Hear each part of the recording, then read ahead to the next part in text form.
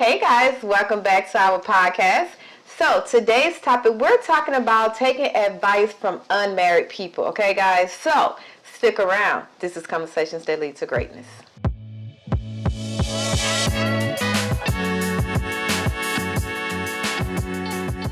Keisha Smith. And I'm Lester Smith. And we are committed to helping you guys tap into your greatness by uploading great content on a weekly basis that will educate, motivate, and inspire you to create the life you desire. Okay? Now today is another marriage topic, and we're talking about taking advice from unmarried people. Taking the wrong advice can actually have you end up in divorce court, okay?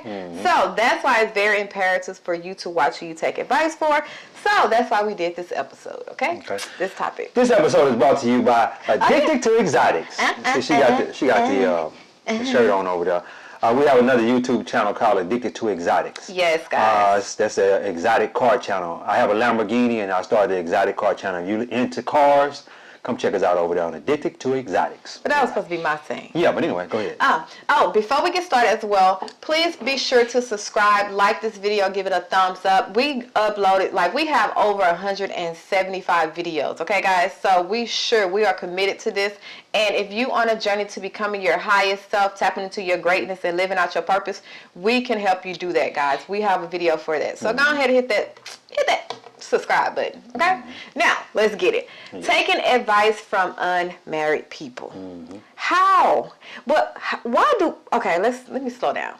Because in the world we live in today, you have so many gurus, so many people that thinking they can just go to school for psychology, go to school or get a certificate for such and such, and they can give you advice without ever experiencing it, okay? So that's why it's very important for you to understand that you can't take advice from everybody. That's true, especially if you want to have a successful marriage. Oh, man. Let me say this. We never really got advice from anybody. My grandma, she wasn't married. She was married up until her husband died or whatnot. But she used to give me advice. She used to say little different things or whatnot. But she never actually gave me advice on what to do and how to do it and all that kind of stuff. And a lot of us are out here getting marriage advice from unmarried people and people that's never been married. Our mother, daddy, sister, brother, just people in general. And let me say this too. If let's say I was to go to a counselor, a marriage counselor, you're not gonna counsel me if you're not married. You're not gonna counsel me if you ain't married. I need to know if you're married. You married? She say, yeah, I'm married. How long you been married? 25 years. Okay, you might be a good counselor. But you're not gonna counsel me and you ain't married. And this is the thing. I want to make this known too. You still have people that is married and they still don't qualify to give you advice. They don't. Because to me it's like nowadays marriage is watered down. It's just that it all comes down to a piece of paper, okay? And that's how people living out marriage. It's a piece of paper. We just partners, and it's better for us to do life together financially, for our financially stance, versus knowing that this is a covenant between God and you and how committed to each other, this is. So when you look at who you get advice from, you have to look at the long haul people. You have to look at the people who started from the bottom, now we're here. You have to look at the people who say, man, listen, this is not what you want. It's hard. You gotta look at people like the people that say this is hard and you're gonna have to, work on yourself, not point the finger at your spouse. Well, if he ain't doing this, if she ain't doing this, well, you need to do this. No. In a marriage, it's all about self. Taking care of yourself, not pointing the finger, not blaming, and letting that person figure out wherever he's at or where she at in that, exactly thing. So taking advice from the wrong people in general can leave you with not paralyzed, but I guess a paralyzed perspective. Especially when it comes to marriage, because everybody have their own idea of what a marriage is. So you might take advice from your mom, your grandparents, or whatever. Well, their marriage was ideal for them. It doesn't mean that advice is still conducive to your life now. Okay, so. Yeah, that's the absolute truth. You have to be very careful on who you take in marriage. Let me say this too. We all out here winging it. We all out here winging it. None of us got it all figured out. We've been together for 16 years, been married for 13. I think we're qualified to give a little bit of marriage advice out. Now, I'm not saying we perfect or nothing, because what works for us might not work for you. Exactly. You know what I'm saying? You got to be very careful. And when you go to somebody, ask somebody for some marriage advice, and they give you a piece of advice, you got to take it with a grain of salt. And the reason I say that is because what worked for them, he telling you or she telling you what worked for them in their experience in their marriage. That might not work for you in your experience in your marriage. You know what I'm saying? You just got to sit back and meditate on that with that information that they gave you, and see if you want to try to apply that into your marriage. But I always say this: the golden rule, put that into your marriage. Do unto others as you would have them to do unto you. Treat your spouse the way you want to be treated.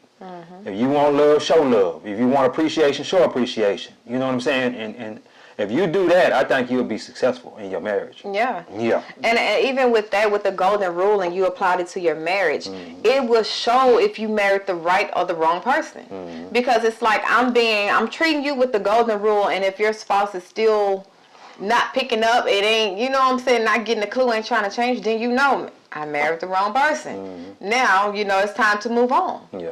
And then, but if you have a spouse that, you know, come around to it and understand and see what you're doing and, you know what I'm saying, changing, then you know, okay, treat people how you want to be treated. They're going to pick up on that. They're going to do it. Yeah. But let's talk about these gurus and life coaches. I hate saying that word. Because I feel like it's so easy to say a guru or life coach nowadays, because it's more about money. It's more about giving these people false perception and, you know, taking these people money and then giving you a watered down version of what's really going to happen or what's really happening.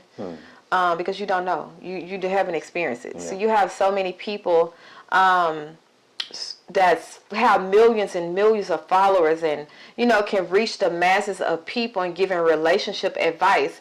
But one, they haven't had a successful relationship that ends in marriage, or they actually got married and then they divorced.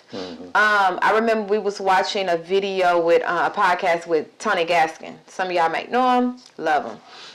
But he was just basically calling them out, and you know, when the way he put it, you think about it, it's like it's so many areas you can give advice in.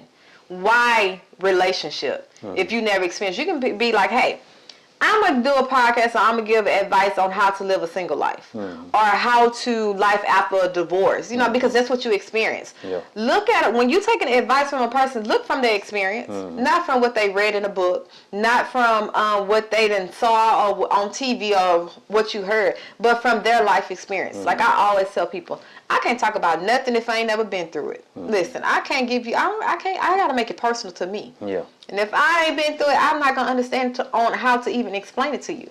So, yeah, you know, you got to think about this, too. Careful. That person that's giving you marriage advice, if they've never been married, or let's say they got a divorce. They had a divorce. They got into a divorce with their spouse. They're no longer married anymore. The only thing, marriage advice they can give you is where they went wrong at. Yeah. You know what I'm saying? Where they went wrong at and where the other person went wrong at. That's the only marriage advice they can give you. They can't teach you how to stay. They can't tell you how to stay together. How do you tell you how to stay together? They not with the person no more. Yeah. So they can say, this is what I did. This is what I did wrong, and you don't need to make this mistake. Right. That's the only thing they can tell you. Yeah. Because they can't. Let me say this. What I look like taking marriage advice, he trying to teach me how to stay together with somebody he not together with anybody. He's not even in a relationship, not even in a committed relationship, but he trying to teach me how to stay together with my wife. Yeah. All he can do is tell me how he messed up. And I can use that and say, well, I'm not gonna do what he did. I'm not gonna do what he did. Because you can learn from everybody. Yeah. You can learn from anybody and everybody, but they are not qualified to give marriage advice for you to stay together with that person. Let me tell you something. Marriage is hard. Marriage is hard. It's hard. And let me tell you why I say that. Marriage takes two people fighting. And we've said this in previous episodes. 100%, 100%. She got to get 100, I got to get 100. Some days, I might not feel like giving 100. I might only feel like giving 80 or 90. She need to pick up pick up that slack. Ever. And still give 100. And give 100. She need to give 120 that day. Say, well, my man, he ain't feeling good today. I need to get that 120 and let him give his 80. Yeah. If you're not willing to do that, you're not willing to get married. You're not. It's marriage. Well, you shouldn't get married. Let me say that. Yeah. Marriage is selflessness. Yeah. Selflessness. Yes.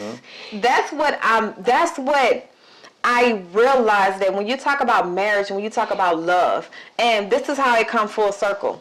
God created marriage as a covenant because of the love he had. That's like his whole thing for why he, did what he did was because of love for us. And he put marriage here on earth because of love. So when you love the way Christ command us to love, you will love without fault, without blame. You will love a person, the good and the bad in that person, because you know that love see past all of that. You see what I'm saying? You see the core. You see what God sees. And in order for you to see that type of love, you have to be selfless. You can't be selfish. You have to be so homed into your spouse that you understand that, hey, when you don't give, or when you're not feeding this marriage because of whatever you're going through, I'm going to pick up the slack. I'm not just going to be like, if you ain't doing it, well, I ain't doing it. No. I'm going to pick up the slack because I want this to work. So you got to look at marriage as it's more than just a piece of paper, man. If that was the case, this is something I had seen. People saying, marriage is watered down, and it was like, it's nothing but a piece of paper, right? And another person had said, well, money is a piece of paper too, but you get up every morning and killing yourself to go make it. Go chase it. To go chase it and to go make it. And most of y'all, we doing it for minimum wage. It's paycheck to paycheck. Exactly. So it's not just a piece of paper. It's the value that you give it. And I tell anybody, don't get married if you're not willing to fight. And don't get married easily. Yeah. Just the first person you can marry the wrong one. Not to jump off topic, but I like that though. What they say about the money. People say I don't like money. Money don't mean nothing to me. But you get up and go work 8 hours a day for that money. Don't work a double. You give 8 hours of your time away for that money. Your life that you would never get back. Or you go get 16. You say a double, 16 hours. You never get that 16 hours back. I don't like money. But why are you sacrificing? Why are you sacrificing 16 hours, 8 hours a day to go get that money there? 5 days a week, 40 hours a week, Yeah. Yeah, not to get off topic. It's just lying. You're really just lying to yourself. Yeah, you're lying to yourself and lying to everybody else. And trying to soothe it over of what is really what's really going on. Yeah. But yeah. I forgot where I was going with that. Well, my thing is, like we said, be careful who you take marriage advice from. Be careful who you take financial advice from. Okay? If you're trying to be my financial advisor, I'm gonna ask you to see your portfolio. I want to see your portfolio over $1 million. If your portfolio is over $1 million, then you can be my financial advisor. If it's not, you cannot be my financial advisor. Because you got people out here that are out here managing people's finances and they don't even have over $1 million. How that look? I don't understand that. Now I understand you might have just got started, but you're not for me. You're not for me because I need you. If you're gonna manage my money, I need to see you over $1 million too. Because I'm trying to get where you are. You know what I'm saying? Or if I'm over $1 million, I need to see that you're already over $1 million, so that you can take care of my money. And you know how to manage and deal with that money. Exactly. Because it's so crazy you brought that up. Because I talked to Mama today, and we talked about her retirement and everything, and she want to pull it out, right? Yeah. But the lady was like, well, we're gonna move it to another account and all. And I'm telling Mama, I said, Mama, listen, she's trying to keep you there because that's how she get paid. Yeah. But if she knew it was a better account, product out there, she should have been done it. It shouldn't take for you saying I'm finna pull it out. You know what I'm saying? So even when it comes to that, you have to think about. You remember that time we were doing a real estate deal. We was realtors. Yeah. And we was taught, like, don't look at a realtor who don't have any real property. Real estate, yeah. Yes. And the reason being is the regular realtor is not going to understand numbers when it comes to investment. Exactly. They looking at their part, how much they going to get paid. If I sell this house, well, I'm going to get this commission, such and such. Well, a person that actually is an investor and a realtor, they know the numbers. They know profit margin. They know, what's the bottom line and what's the top that you should pay for a property in order for you to reach a investment or return on your investment. Yeah, it's funny you said that because when we grabbed our realtor to help us with our investment property, he had investment properties already. Yeah. And he was able to crunch the numbers.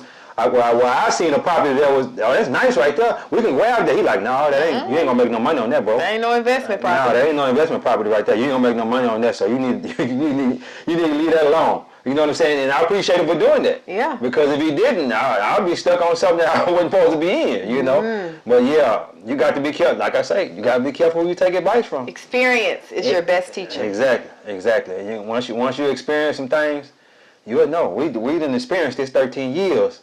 And you know, Ain't got more to experience. We ain't. hey, we got a whole lot to experience. We still babies considered to my aunt and my uncle. They've been married, 50 years? 40 or 50 years, one of them. But 50, they hitting 50. yeah, they finna get close to 50. Yeah, but it's like, man, we still a baby to them, you know? And when you got two people fighting every day to stay together for that long, they ain't going nowhere. It's like I done gave the best of my life. Like you done took my good years. You done took my good years. Now what does it look like I'm single at this age? Exactly. And the world has bypassed what I'm used to dating. You see what I'm saying? Yeah. So it's almost like y'all need each other.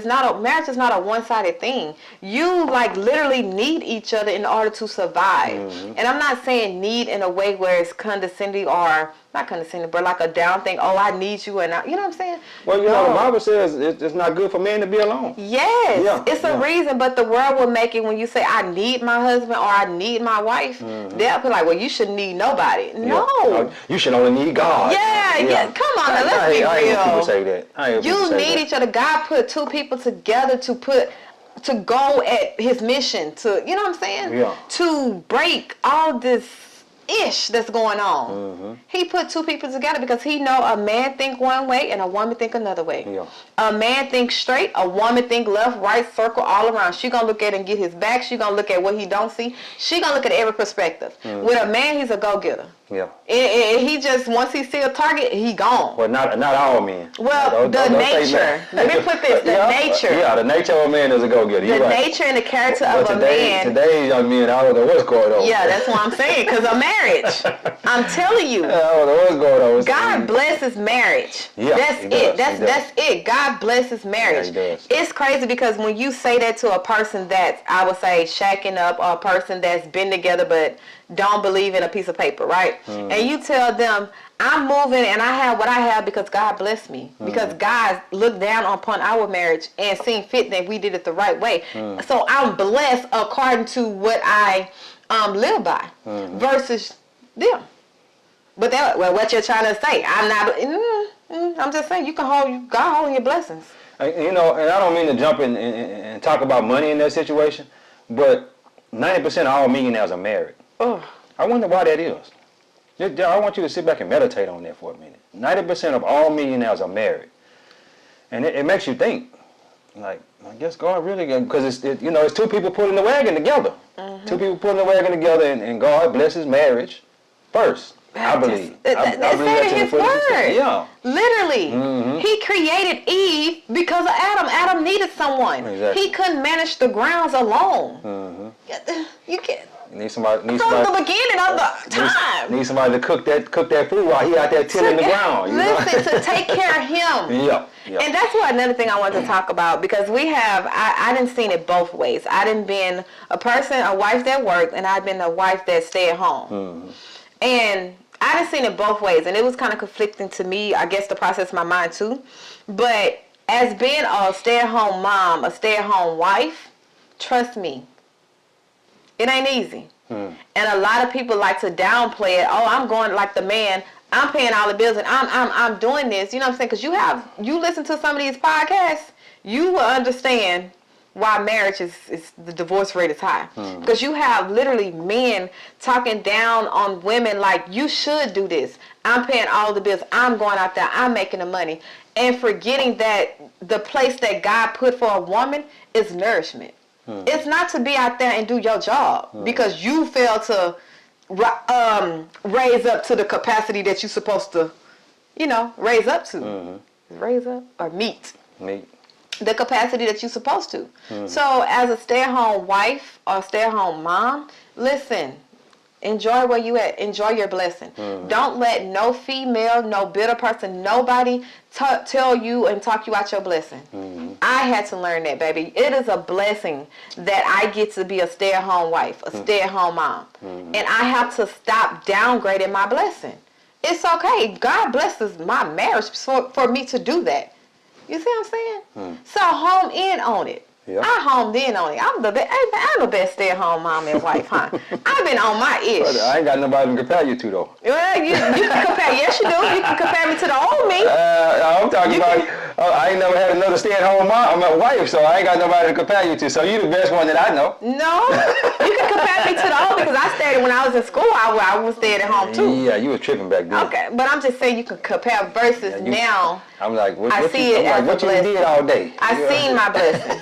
You for real though, for real though. Yeah, what you did all day, bro? The dishes ain't washed. They ain't got no meal in here. Ain't doing nothing. I'm like, bro, come on, man. I'm glad you ain't doing that now. Man, listen, I'm homing in on it. You know, my baby, you going out getting that money. That's money. I'm gonna make sure home is taken care of. Yeah, you're supposed to. You're supposed to. But it took growth. It Yes. took growth for you to understand that, though. And you know what I'm saying? You have to grow into the person that you wanted to be. And I helped you to grow there. Me and God, we helped you. Thank you. Yeah. You know, he's the head of my life. Yeah. But yeah, guys, we always said something. We know we said something that helped you. If you aspire to be married, or you know married and you struggling in the area, you just wondering where to take advice from, or who or how. Look at the people in their experience. You know, let their experience speak louder than their mouth. Yeah. Look, do your research. And the best counselor, the best advice giver is God. Yeah. Go to God first, man. Yeah, go to God. And ask Him to direct you to the right people. Don't just do it by yourself. And don't be putting everybody in your marriage. Ooh, no. Not especially your family members. No, don't put none of them. Your family members, her family, don't put none of them No in your marriage. family members is because allowed. if you do that, they're gonna hate your spouse. Yeah. Yeah, because you going over there talking down on your spouse and whatnot, they're gonna hate them. So yeah, don't put them people in. That's something we never did. Don't put them people in your marriage. They don't know nothing. We can be fighting and they don't know nothing. We have to go look at it. Exactly. So guys, Yes. God is good. Ow. Life is good. When we live good, we feel good. We live in a life of abundance. Peace. Bye, guys.